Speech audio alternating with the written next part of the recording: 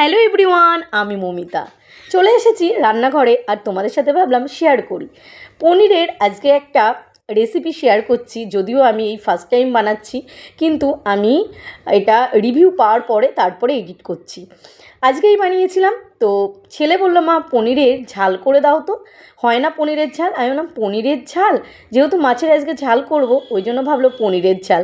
তাই আমি বললাম পনিরের ঝাল, বললো পেঁয়াজ দিয়ে। বললাম না, পেঁয়াজ দিয়ে না, তো চলো আমি তোমাকে ভাপা করে দিই।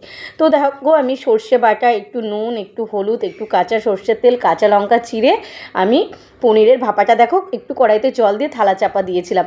10 থেকে 15 মিনিট রেখেছিলাম। আর ওই পাশটা মাছের ঝাল বসিয়েছিলাম। এই দেখো, একটু ঠান্ডা হতে আমি টিফিন বক্সটা খুললাম। এই দেখো কি সুন্দর হয়েছে না দেখতে। আর ছেলে খেয়ে বললো দারুণ হয়েছে মা পনির ভাপাটা। রিভিউটা আমি দারুণ পেলাম। বলছে মা মুখটা পুরো ছেড়ে গেল, এত ভালো লাগছে। তো তোমরাও কিন্তু ট্রাই করতে পারো, সত্যি ভীষণ সুন্দর হয়েছিল খেতে। আর বানিয়েছিলাম মাছের ঝাল বেগুন দিয়ে। এটাই আজকে দুপুরের আমাদের মেনু ছিল। তো তোমরা কিন্তু রেসিপিটা কেমন লাগলো পনির ভাপার অবশ্যই কমেন্টসে জানিও। তারপরে দেখো রেডি হয়ে আমি এই যে নিচে নেমে পড়েছি, যাব মেয়েকে স্কুলে আনতে। তো চলো মেয়েকে স্কুল থেকে নিয়ে আসি। ওয়েদারটা তো আজকেও বেশ বাজে, বৃষ্টি হচ্ছিল। এখন একটু হালকা হালকা রোদ্দুর বেরিয়েছে, কিন্তু কিছুক্ষণ আগেই বৃষ্টি হলো। মেয়েকে নিয়ে দেখো চলে এসেছি, যাবো এবার ওপরে লিফটে উঠবো। আর এই যে মেয়েগুলো কিনেছে সেগুলোই বলছিল। এগুলোর মধ্যে ঝাল ঝাল ভুজিয়া টাইপের চানাচুর আছে।